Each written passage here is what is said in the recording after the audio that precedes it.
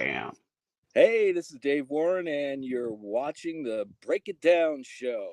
Come on. This is what we do around here. We talked about Ukraine and Russia war. That got Prigozhin thrown out of a Learjet and into the ground. And now we're talking cartoons with Dave Warren. We cover a lot of ground around here, man. We do not mess around. From Ukraine Prigozhin's to in the dirt. cartoons. Now we're talking crayons and markers and happy stuff. From Ukraine to crayons. You do it all, my friend. That's it. That's what we do. That's what we do. Do you know that we live in a crazy world? I say this every day. It's like the world we live in is it's changed, and it's, I think, for older cats, it's like we've lived through so many different incarnations now. We saw the advent of technology, right? I mean, you talk about cartoons. When I started out, we were pencil and paper. I think it Yeah. was 2000 people realized. I think it was maybe 2005 when we first were working on digital tablets, right? Not that long ago when you Yeah. think about it. Yeah. Um, I mean, we used to spend all our time at the copy machine, right? But now here we are today, and you go, like, the world's changed. Technology has, just put us into this quantum phase where, you and I can do this, right? Like, this was Yeah. Yeah. unimaginable 20 years ago, Um, or it 30, I is. guess. I mean, remember after 9/11, they're like, video teleconferencing is going to become a thing, and now, I mean, it's day-to-day expected business. It's not even hard. Yeah. It's Well, crazy. we're talking about the world changing, right? And you go that I think that 2020, the pandemic, was a seismic shift, right? So that's when we started, Zoom became commonplace. No one even knew what that was. And Right. now it's a household world, right? So Yeah. um, Yeah. so I think that's where the big shift started, in terms of the crazy world we live in, to circle it back to what you were saying. Let me ask you this, because we do have this, we have this writer strike going on, and it's a hard world, right? Illustrators also, music creators, and AI. We were talking AI and the law yesterday a little bit, and how you could take Johnny Carson's likeness and mix it with, I don't know, Willie Nelson's likeness, and you could make something that's neither of them and create a unique piece of art that's based upon who they are. You can go to court and fight it out and decide who gets paid, but ultimately, if, nobody gets paid in a lot of cases. And if you just draw something in the style of Dave Warren doesn't get paid for that. And how does an artist, an illustrator, how do they get paid, man? How do you guys stay in business? Well, that's a good question. Again, I think we're in a point where things like AI is the buzz, right? I did a show a few months back, and they literally asked the vendor to leave because they found out that this vendor was displaying AI art. And I've seen that, conventions moving forward now have these clauses that you're not allowed to show your work if it's generated using AI. But here's the bottom line, really, and I think this is something that, I mean, I talk about with my artist and musician friends almost daily. Um, you got to adapt. Yeah. It's one thing to be angry, and rightfully so. But if you're in the music business now, you have to think about, they can recreate Michael Jackson's voice, right? So they can go to the estate of the Jackson family and say, hey, we want to record new music with Michael. Now, if you're an artist coming up, you're going to be competing against the AI Michael Jackson. You're going to be competing against AI Tupac, AI Elvis, right? Yeah. Because all these estates, they're going to start seeing a new source of revenue income, right? That's right. If you're Tom Cruise, you're going to license out your likeness for films, and you won't ever have to appear in a movie anymore. So we're getting to a point where the stuff that we do in the entertainment business is going to go away quicker than we think. It's not just writing, it's all aspects, really. Yeah. It's the areas that won't be affected are the service industries, really. I mean, I guess you can have robot waiters and waitresses, but Yeah. plumbers and people like that will be saved. But I mean, the other thing too is if you're people that are out promoting AI, or if you're developing AI and you want to get it out into the marketplace, the creative community is low hanging fruit because there's very little regulation, right? Yeah. So if you want to introduce a product, what's a perfect place to do it is to go into the artistic arena, because again, very little regulation. You won't see AI being launched into the banking industry anytime soon because it would need to be regulated, right? So, Mhm. and like I said, when it first started to happen, I was really upset. I was because I had friends that were suddenly calling themselves artists, and I went, really?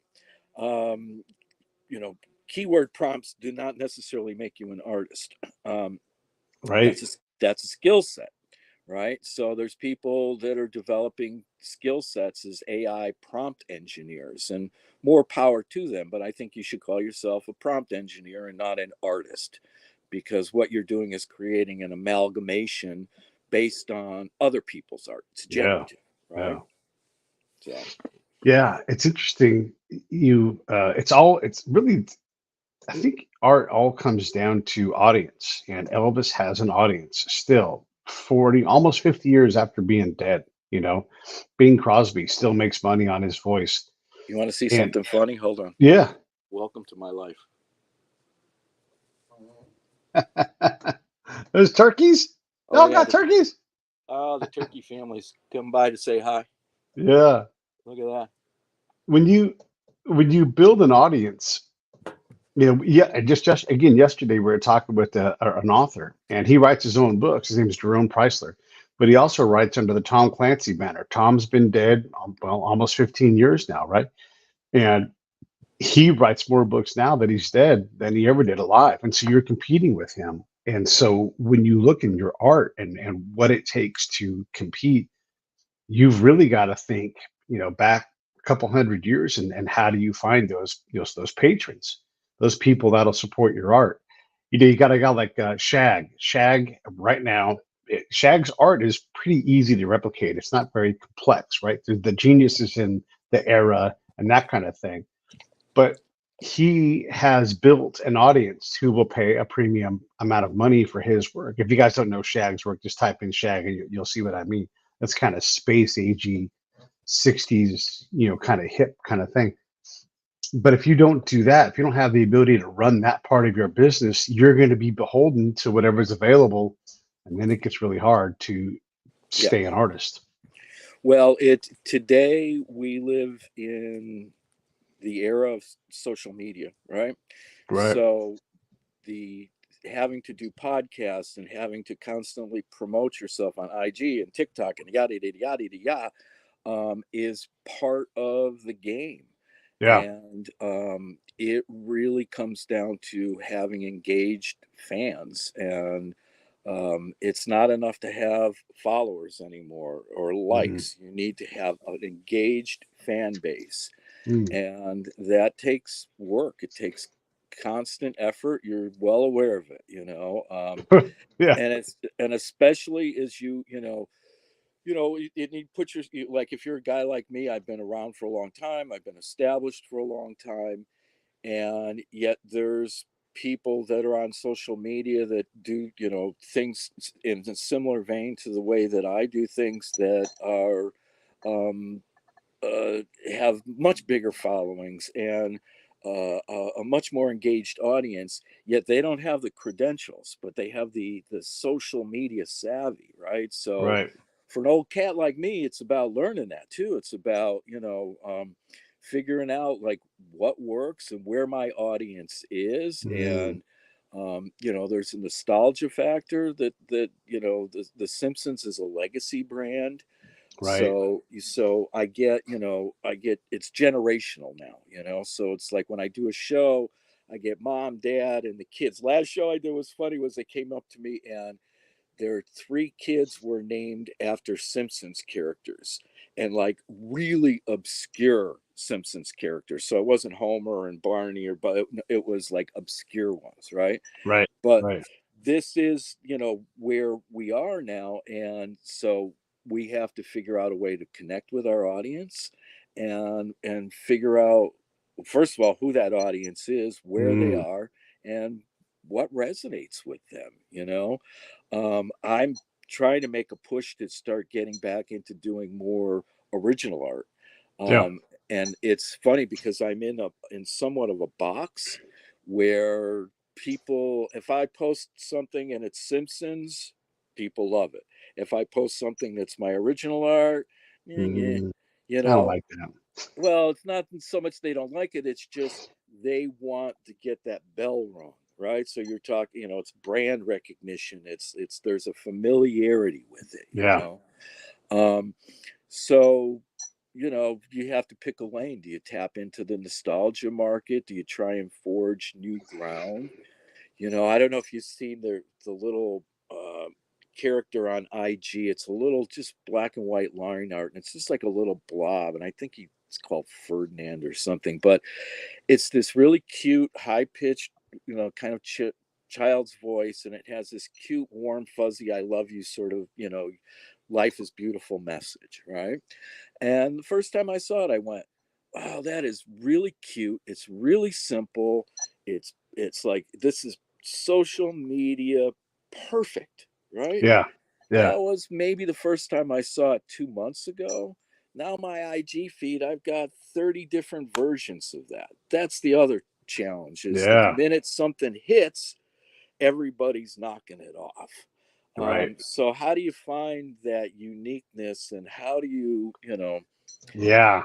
Yeah. And it's that, but you're in a sphere of that stuff. So whoever the artist was who designed Baby Yoda, he for sure works for Lucas Arts somewhere, somewhere in that family and they got paid fair money to work on that project. And then the amount of money made on Baby Yoda is exponentially more than what they got paid. And so I doubt that there's a residual there, right? Yeah. And so that was worth, I don't know, $100 million, something like that. But there's no extra bit of money. So does the marketing. Like if you have that corporate gig, can you negotiate for residuals on things like that and get just a penny every time a Baby Yoda anything is made? Maybe, maybe not. And so Yeah. even the corporate gigs it's going to be tough, right?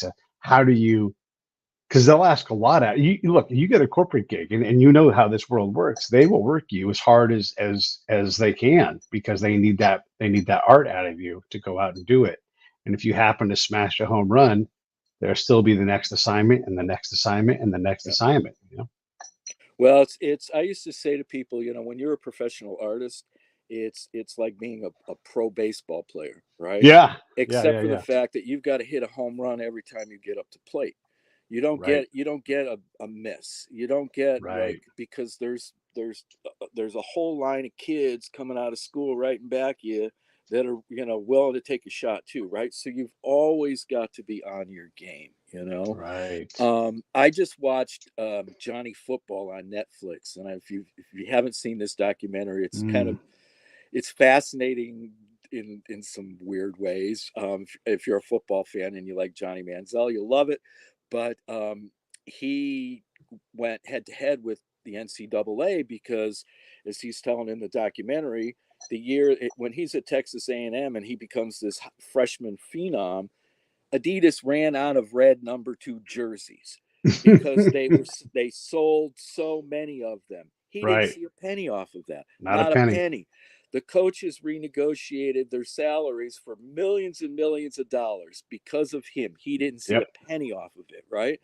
So I get people say to me all the time, "Dave, oh, you did this, you did that, you must have done really well." And I go, Mm-mm.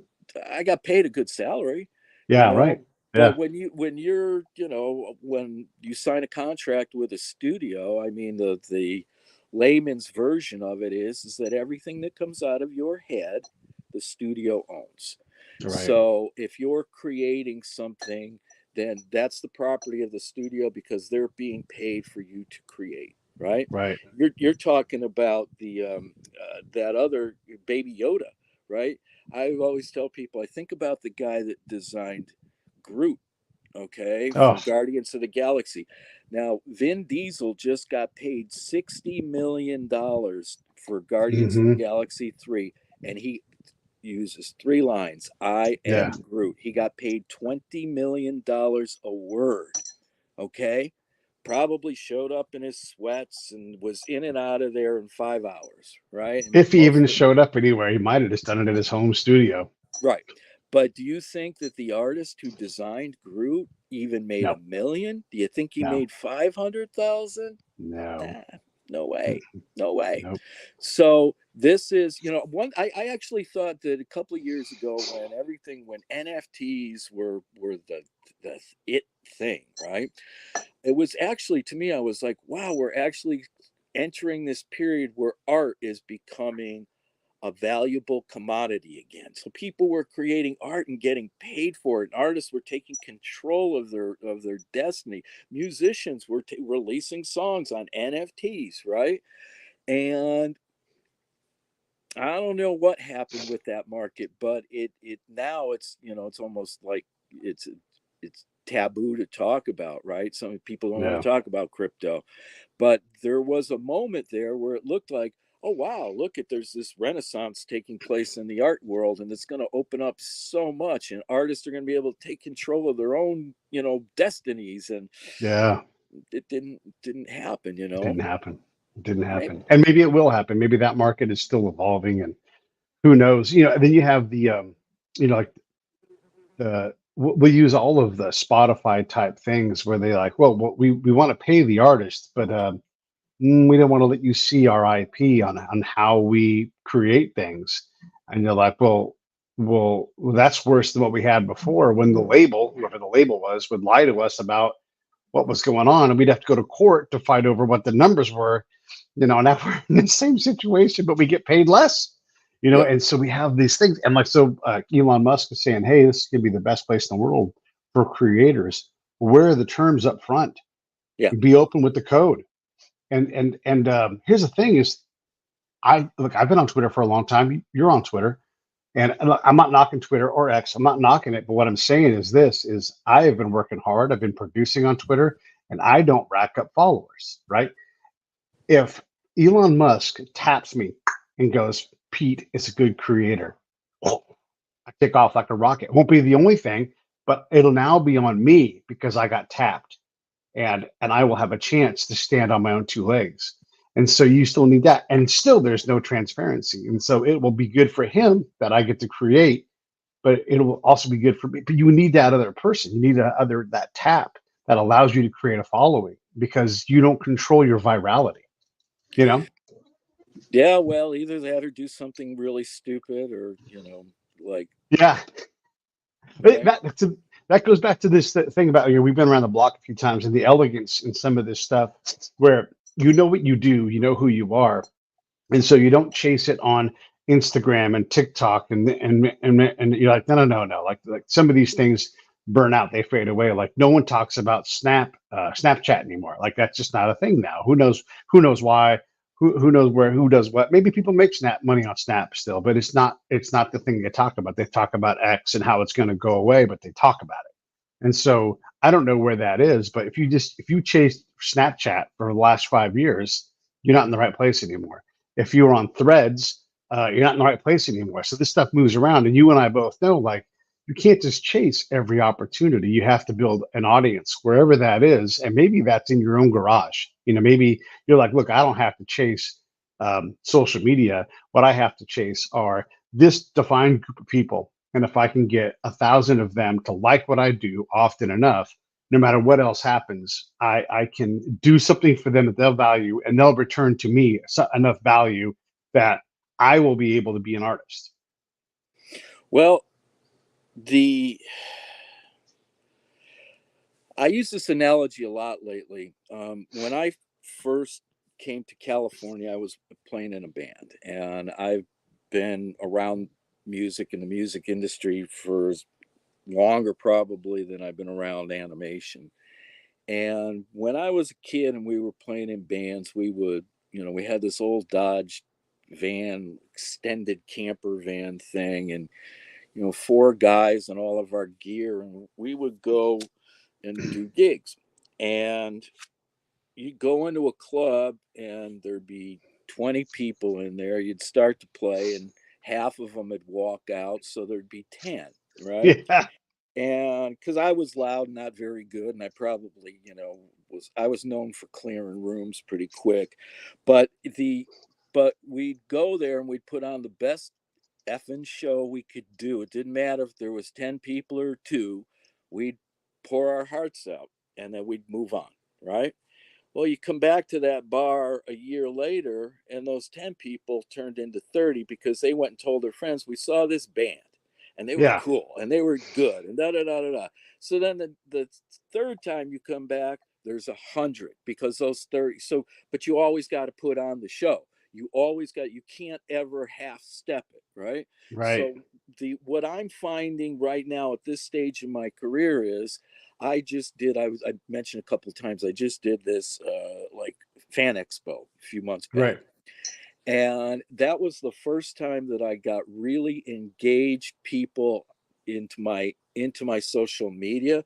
They met me at a show that we developed a relationship personally, and then we developed a relationship on social media. Those are the people who support me. Those are the people who are engaged, right? So it gets back to that playing in the bars thing. Yep. And how do Yep. you get around it? This is my best case. Like, this is the best plan I can come up with right now, right? Yeah. Yeah. Is start working those circuits, start getting out there and literally meeting people, working with people, and doing it the old fashioned grassroots way. That's the only way that I can see to cut through the noise. Because I don't know what Gen Z does to get, because people go like, oh, I get, 200,000 followers. And I go, man, I've been working my butt off for years and I've got like 7,000 Yeah. followers, Yeah. right? All right. Across And all channels. Yeah. Yeah. yes, Yeah. so I go, you would, Yeah. so this is my Yeah. plan. This is my plan. Yeah, I definitely hear you with that. Like, you'll see someone else's work and you're like, God bless, you're doing a lot of work. I see you out there doing it, but not the best work, but there's the traction. And I guess, look, I think you and I agree on this. The more human you can make these interactions, the better, right? That's where the opportunities come from. And not all value is money. And Yeah, so when you start to understand, like, if I can just pack value into this, right? Like, I'm going to be a great fucking time. Like, go out to lunch with me and you're going to have a great time. You're going to dig that. And then, look, one of my friends said to me, Pete, like, we see you working hard and we know you're not making enough money. Don't you dare quit. We all want to be you. Don't you do it. I know it sucks. It's the money is coming. Don't worry. And some of them would put $5 in my pocket. Some of them would buy lunch and they would get me through the rough times. And look, there's still not enough money, but there is money coming in. And is it coming in directly from the show? No. But if you remove the show, the other money that's out there doesn't come in. And so it's because of the show that this money does come in. And I'm like, I'll be damned. There's a lot of value in me being me. And most of it comes from the human interaction, that secondary, that tertiary interaction. absolutely. And I always say people buy people, right? So people don't buy products. Right. People buy people. Yeah. And so in the early days of social media, when Justin Bieber was coming up, this is another great, to me, great example. Yeah. Um, he would personally respond to every single DM he got from a fan. That's what he did Right. when he was like, and so he was an up and coming kind of, nobody really knew who he was, right? But he put in the work and he developed this where it was like this kid was talking to his fans and his fans felt connected to him, right? So you have to, I mean, so much as this is developing a connection with your audience. And if you have a connection with your audience, there is a value in that. And you you know there's 12 riches, a man once said. Money's only one of them. Yeah. right? Yeah. So we get caught up in the commerce side of things too often, and Mm. decisions today are made based on, you hear actors and actresses talk all the time about, well, they didn't get offered this role because they don't have enough followers on Instagram, or and Yeah. so parts are going to YouTube stars, parts are going to influencers, and that's not their um, it's not what they started out to do, right? To be in the movie industry. Maybe it is, and Yeah. maybe that's the evolution of the craft. Maybe that's, but I don't necessarily think that these bring out the most talented individuals. Sure. Some of my favorite artists are people that, don't have huge followings. Some of my favorite musicians are not, you know, household names. And I'm okay with that. Yeah. I'm okay being a little bit obscure. It's nice to be able to pay your bills, right? Yeah. Um, Yeah. but integrity, like you said, being who you are. Um, yeah, that's everything. When I did this show in Salem, they asked me if I would do a panel. So I got up there and I did this panel, and I hadn't done a panel in a long time, and I don't know what clicked with me, but I kind of got up there and just decided, you know, everybody. I watched all these other panels that had gone on the day before, and I went, everybody's very informative and they're very professional and they're very, you know, it's I don't know, stale, I guess, right? It just Right. felt flat. I went my booth was literally like across from the stage, so I was watching them. And so when it came time for us to do our panel, I went, man, like you got to entertain these kids, Yeah. like you can't.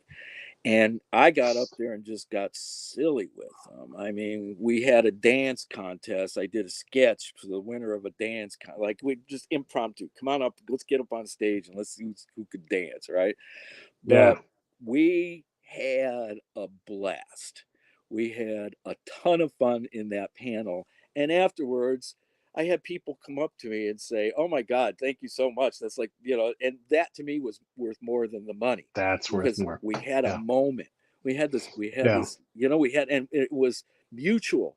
Like they were having a good time and I was Yeah. having a good time, and I was just being myself, Yeah. right? Yeah. And what I got, I think one of the nicest compliments I've ever gotten in my life was this young kid got up and he said, "I just want to tell you, I really appreciate your whole like, uh, what did he say? Hunter S. Thompson Hemingway vibe," right? And I was like, dude, those are two of my idols. So if you're gonna tell me Yeah. like I'm like Hunter S. Thompson and Hemingway, I'll take it, right? Um, but it's like, and I think about that and I go, that's the type of person that, like, I am a little bit, you know, um, free spirited, I guess is the way to Yeah. put it, Yeah. right? Yeah. Yeah. And I'm, like I said, I'm not really interested in being a cookie cutter anything. Nope. I think Right. there's no joy in that for me. Yeah. Um, so it's, like you were talking about with your podcast, right? Sometimes it's a lonely road, when you're carving your own path. Hmm. But what else do you do, man? Yeah. What else do you do? Not every, my father used to say the world needs ditch diggers, right? Yeah. So, Yeah. so Yeah. God, I think of myself as no better or no worse or no greater or no Right. less than the other person. I Yeah. just know that for me, this is what I am. I create. Like it doesn't matter if I'm drawing a cartoon or making dinner. It's all art to me. And it's what makes me feel alive. Mm. It's what makes me tick, right? So if you try to put me into something, and I've tried it. I think one of the most interesting segues I made in my career was when the Simpsons movie wrapped. They offered me the job as creative director on the show.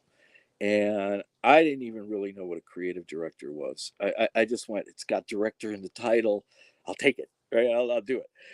It's creative and director. I like that, and, but they said, well, but this means you're going to go, you're no longer going to be part of the production. You're going to go work for the studio. You're going to work directly for Fox. And I was like, okay. And they're like, and you'll stay on the lot. You're not going to go back to, because when we made the movie, they took a group of us and we went into a trailer onto the lot. And so there was Hmm. this crew of like 12 artists. Sometimes we ballooned up to about 20, but we were kind of the core story artist on the film.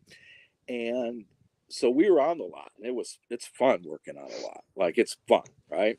And it was like, well, I don't have to go back to Burbank, although that was pretty cool, but I get to stay on the lot. Anyway, it was a corporate gig, and Yeah. I was used to working around all artists. Now I was around artists again, but in a different capacity, and I Right. found myself in meetings that, I would sit there and literally I just doodle or, sigh, you know Yeah. because I would sit in these meetings for hours where there'd be 20, 25 people, where it's just a big circle jerk. Nobody Yeah. ever says, nothing gets done. Yep. There's no Um, honesty. no honesty, no Yeah. transparency. Right. Um, and it was, as much as I got to do some really cool creative, no doubt about it. I got to work on, amusement park rides and things that, I got to do the Universal Krusty Land, and I got to do, things of that nature, right? That I wouldn't get to do as part of the show. So there was a lot of fun stuff, but I hated the corporate. Hmm. I remember this guy that was my boss for a short period of time, and I was so used to, again, working in a studio where some people roll in at 10 o'clock, some people roll in at 2 in the afternoon, but they might be there till 2 o'clock at night, right? Yeah. As long as you get your work Right. done, Right. no one cares, right? Well, not when you're in a corporate environment. And so I Yeah. used to have this boss, and I you were supposed to be there at 9 o'clock, and I was showing up at 10, and I got called in, and they were like, "Hey, Dave, you really got to start getting in here at 9 o'clock," and I was like, "Okay." Um, so I'm making an effort, and one day it was like 9:10, and I'm walking in, and he was standing in the hallway, and he looks at his watch, and he goes like Yeah. this, right? And I kind of got a little upset, and I looked at him, and I was like, where are you with your fucking watch when I'm here at 9 o'clock at night? You leave Yeah. every day at 6 o'clock. I'm still here, but and that was the kind of stuff that just got to me. It was Right. like, you're more Right. concerned about me hitting that 9 o'clock number because that makes you look good than the quality of the work or the Right. creative that we're Yeah. doing, right? Yeah. And so Fox kind of broke my heart that way, because the um it was funny, was I kind of was bum rushed out of there. I also was creative director on Sons of Anarchy for the first 5 seasons, and was really Yeah. heavily involved in the show. And so I designed a bike, like a SOA Harley with Bartell, Harley Davidson in Santa Monica. And so we built this kind of murdered out bike. Man, I was having so much fun in it at the time. I don't know if they've done anything differently, but it was the most expensive consumer product item that Fox had ever created. And we just made this one. We were going to one off and sell it. And it was more designed to get publicity, right? But I got Right. to build this bike, design it and build it. Yeah. And it was a blast. So we build this bike, and Comic Con is coming up. So they want to take the bike down to Comic Con. So Maxim Magazine is having a party at the Andes Hotel, and we're going to put the bike down there in the lobby of the Andes. So when everybody's coming in for the Maxim party, they got to walk by this bike. I'm thrilled, man. Like, I go, every celebrity, everybody going to see my bike, right? And but Fox was dragging their heels. They weren't like, I was going, dude, we got all this great stuff going. We're at the Andes with the bike. Like, do something, publicize it, let people know that it's gonna be there, right? Yeah. And they did nothing. Uh, So I had to take the bike down. So I'm down there with the bike, and I took some pictures of the bike in the lobby of the Andes, and I posted them on social media and went, hey, if you're coming down for Comic Con, you're going to the Maxim party, be sure to stop by and see the SOA bike. I try and promote it, right? I got a call about an don't you hour dare. after I Don't you posted it. dare. They said, you need to take that down right away. And we need you to come back to LA, as soon as possible. And I said, well, I'm here for the weekend. Unless you guys got something planned, I'll see you Monday morning. And I went in Monday morning, and I had to go down to legal, and they had this whole freaking room full of attorneys and me. And I was like, am I getting fired? And they went, maybe.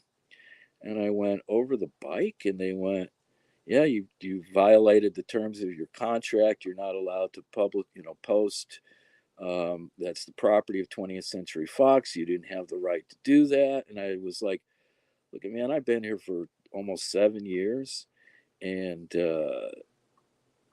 I've done a great job for you guys. And this was a minor incident. I don't think this is anything worth terminating. Yeah. Anyways, they took me off the show. The show that this is the other thing.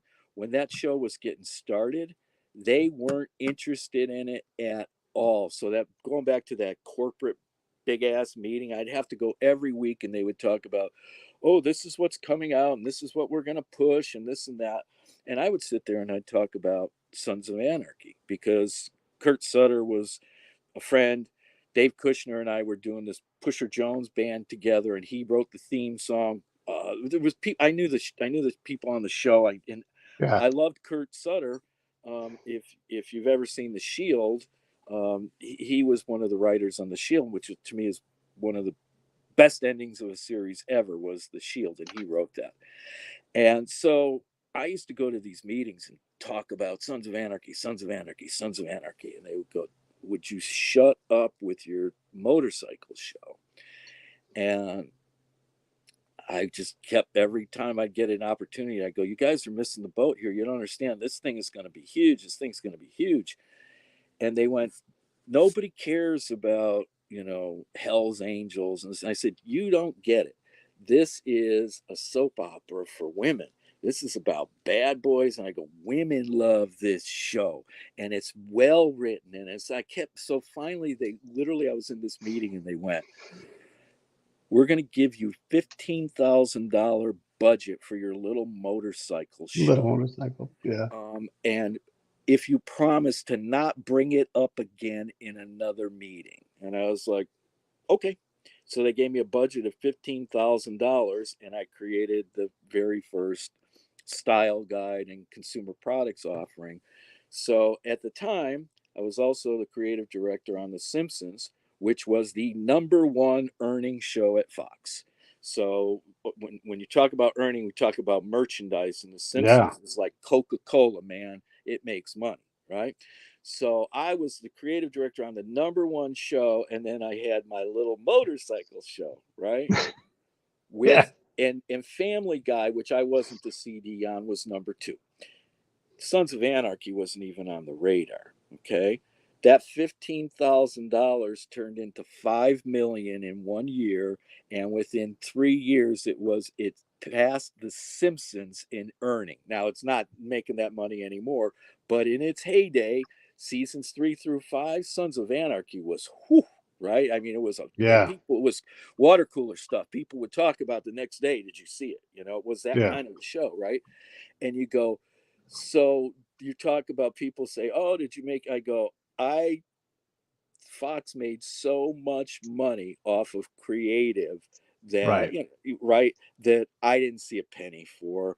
Right. Again, I was happy, but I went, they were so like narrow sighted that had it not been for people like myself and other, the other people, right, that Yeah. push for things that they believe in, we'd all be just eating, watching stupid garbage. I mean, Right. there's some guys out there, Dan Harmon, there's some people out there that are, dynamic creators. And then there's guys out there Yeah. that are like Titmouse, Chris Pronowski. Man, I'll tell you what, that guy consistently, that studio puts out, to me, some of the best product of anybody out there.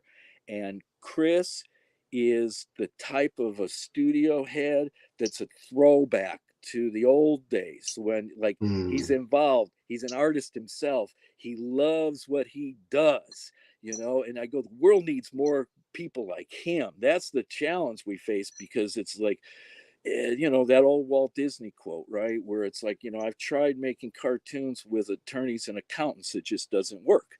And so, you know, the world, like I said, the world needs more titmouses. The world needs more people like you, more people like me, more people that just go, hey, we're going to do our own thing. We'll blaze our own trail Yeah. and do what you love. And, like you said, the money will come, Yeah. Yeah. There's a spot too where you're like, hey, executive title director, 20 million, and you're like, you know what? There's a lot of expectations with that job, and I don't get to do what I love. Like they'll promote you out away from. That's like one of the problems with Tom Cruise gets to make the movie he wants, and he has creative control, and he gets to keep the money. That is so rare to have that happen. But you can absolutely get pushed away from the creative part where you're helping to design products and looks and feels. And so you still got to do what you do, but it's easy to get pushed away from that where you have all this responsibility and none of the reward of the satisfaction of the work. And you're working hard for this money, and you're like, why am I working so hard for this money that I can't even enjoy? Yeah. Like that whole thing. Like if you're my guy and I can see that you're killing it and you come in at 10, I don't give a fuck, because I know, one, you're successful. I don't care when you leave, and I got a big enough ass to get chewed on to have you come in at 10. Yep. And I'll be like, hey man, it would help me if you come in at 9, and we'll talk and we'll figure that out. I'm never gonna do this at the door. What I am gonna do is turn on my boss and be like, don't bug me about that again. My guy hits the ball out of the yard. You go find someone else to chew ass on, because my guy kills it. But you don't have that guy in the corporate world, because they fear for their own jobs, right? Yeah. And so that's why guys like us were like, no thanks. You know what? I don't need that. Like I'm not saying don't show up on time. I'm saying understand what I do, what I deliver, right? And I work hard. I do. Like when people hire me to help them with their podcast, I'm like, the one thing I can tell you is you're bringing me in because I know how to produce. I am not going to be the reason why this show isn't successful. I will guarantee you that I will be able to make the show come out each week. It's not going to be me. And that's why I charge what I charge. If you guys want to get over your own inability to do things, we'll talk about that. I'll help you with that. But I am not going to be the reason why this won't come out. And then they go, they think about it. I'm like 90+% of these shows fail because of not people like me. Like, or Mm-hmm. I make it work. It's going to be y'all. So this is why I charge money, And when I do things like panels and whatnot, you're talking about panels earlier. I don't say all the normal things like you got to do this and you got to this and like fuck all that. Here are the dragons you have to kill, And I'm like, look, most people in this room can't swim 100 meters. So let's liken it to something that most of you all can't do. All right, I'm going to teach you all how to swim butterfly for 100 meters. Now, do any of you think you can do that right now? Okay, none of you. All right, great. Well, this is how it works. This is podcasting is the same way. In 2 months, most of you still won't be able to swim 100 meters across the pool doing butterfly stroke. That's the God's honest truth. If you think you can will your way to it, and if you think you can dream your way to it, I'm telling you right now, that ain't possible. So if you want to work hard, and if you want to start a small business, and if you want to know that money is going to be really hard to come by for a very long time, and your competition is, I don't know, Jason Bateman, well then, okay, great. If you still think it's a good idea, then let's go. But it's going to cost you money, time, and attention. And if you don't have those things in surplus, then you probably shouldn't do that. Mm-hmm. That I have no problem saying that, because the failure rate is 90+%. I'm not going to lie to you and tell you this is the path. This is going to be hard work. Yes, you can follow someone else's pattern, and yes, you might succeed, but chances are you won't. So as long as you still want to do this, I'm glad to help, or I can point you to someone else who will help you. But understand that all of this stuff, whether you're drawing pictures or you're making songs or you're doing a pod, all of it is going to be hard work. And you're going to have to, at some point, figure out your own thing. And it's going to take a leap of faith, and it's going to take some luck, and it's going to take a lot of connections. The end. Yep, absolutely. Well, we right in animation or art world, we call it pencil mileage, right? You gotta Yeah. get put the pencil mileage in.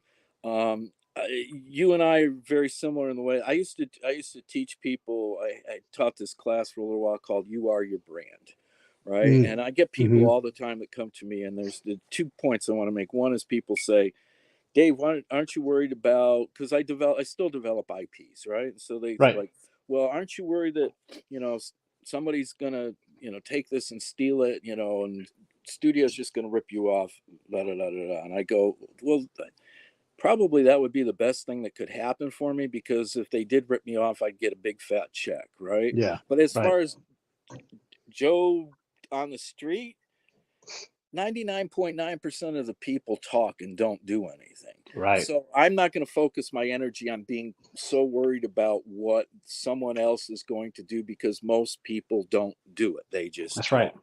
Yeah. So this is a world for doers, really. And if you put the work in and you're persistent, then you'll start to see the rewards. And when I used to teach this class called "You Are Your Brand," people would come to me and say, "Oh, I've got this idea for this IP. I want to develop Mm-hmm. this show about talking butterflies." Okay, Right. great. Yeah. Um, what have you got so far? Well, it's just an idea. Okay. Well, how much time are you putting into your idea? And so I would say to them, if you can put in 2 hours a week or even more, just think about this. If you put in 10 hours a week, at the end of 12 weeks, you've got 120 hours into your project that now is just in your head. And they're like, oh, I don't know if I've got that much time. How much Mm-hmm. time do you have? And so then I would get down to, do you have 15 minutes a day? Right. Because if you don't have 15 minutes a day to work on your dream, then you're just bullshitting yourself. That's So, right. so just accept that. You have to learn Yeah. to accept that, and it's okay, right? It's Yeah. okay. But if you want to get out here and do this kind of stuff like you and I are doing, this is not for the weak. I tell people, I Mm-mm. go, well, people like to go to Vegas. I go, I don't need to go to Vegas. I gamble with my life. I'm an artist. I have no, there's no, net for me to fall into. I survive on the blessings that come, through me, right? That Yeah. I'm able to somehow translate into a visual image. But I survive on that. That's it, right? But if I don't create, I don't eat. I have to create. I have to keep it. And so it's part of who I am, like we were saying earlier, right? It's either in you or it's not in you. Yeah. I think the creative world has experienced something, in the music industry has seen it, and we're seeing it now in visual arts as well, where the tools became very plug and play. Mm-hmm. So how many times now are you listening to music where it's just computer generated? It's not live instruments, right? Right. Everything's done basically now using software and plugins. And so, not everything, but the majority of pop music is manufactured that way. They don't write songs. People don't get in a garage and jam. Bands do. I shouldn't say that. There's a lot of people that still do, right? But the way that they've made it easy for people to make music on their laptop and now to create art using AI, suddenly everybody thinks that they're qualified to do this.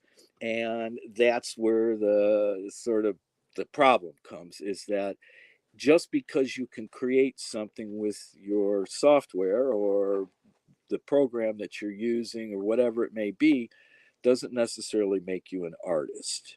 It's Yeah. you're a facilitator.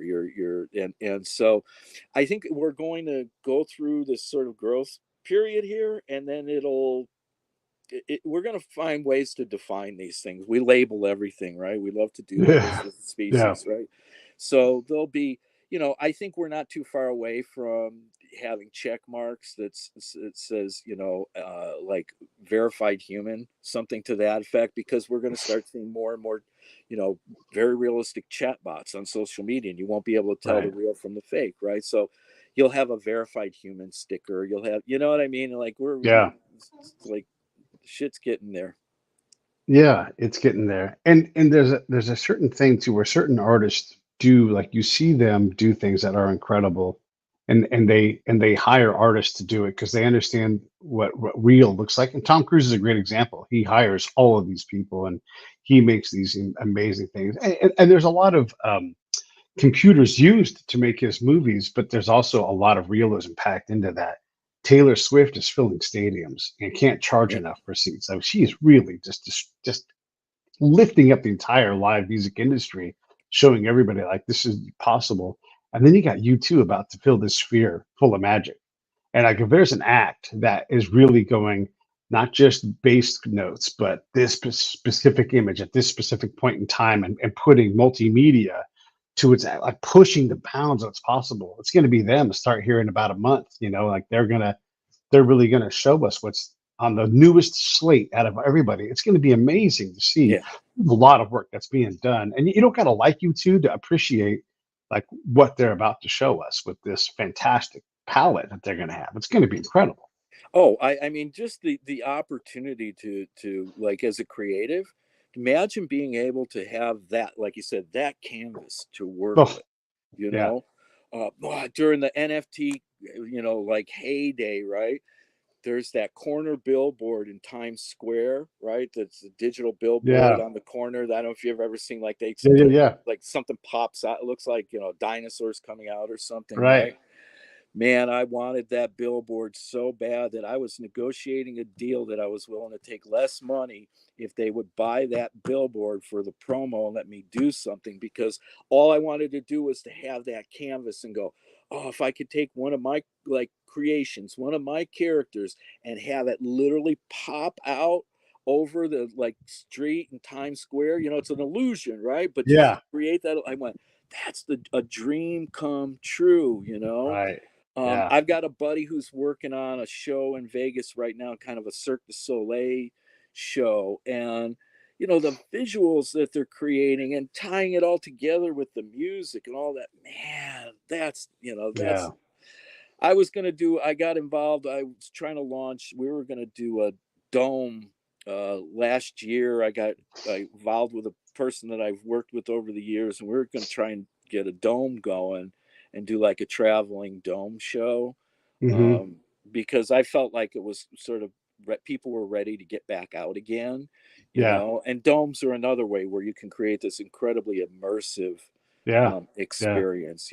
So yeah, I'm a little jealous. You got tickets for that show? I got tickets. And the thing is that if this works, that company that makes those spheres, they're going to make a bunch of them. Yeah. And then acts are going to, because people want the next big thing, and they don't have to all be U2 level things. You get the right artist and go, I can make you a show, a sphere show. And I Yep. mean, and that's perfect for a guy like you. You're like, let me, yeah, whoever it's going to be, right? Like, whatever act it is, Morrissey, right? Like, I don't need a lot of other stuff, but fill my sphere full of these things. And it's not just you; it's the audio person who's like, let me take this new way of taking sound. We got a guy named Wes Maybe, who understands the immersive 360 sound thing, and just blow everybody's mind with all of that. It's going to be incredible. Yeah. No, that to me, that stuff is the best. I mean, Yeah. that brings out the kid in me right there, Yeah. Yeah. without a Yeah. Yeah. doubt. I was supposed to have you tell everybody what you're working on, and also, you have a lot of different social media handles. So where do you want people to go? And I'm going to type that stuff into the notes here so everybody can go and find you. So you can go to I am Dave Warren on IG. That's where you'll see the most of my stuff, and you'll find me. That's where I'm the most prolific. I am Tune the Maker, TOONTHAMAKER on Twitter. And you can find me on Facebook,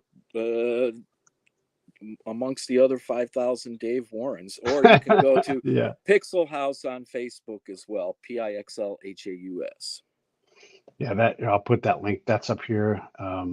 Just go to Pixel House has all of these things. And then what are you working on right now? So right now I've got a couple of IPs that we're developing. I've teamed up with my old partner from Pinky and the Brain, Rob Davies, and so we've had a show that we've been developing for the last little bit called Back on the Block, that we're pretty excited about. And then I also have this property that I developed called the Floofaloops, which is it's a new foray for me because it's a feature.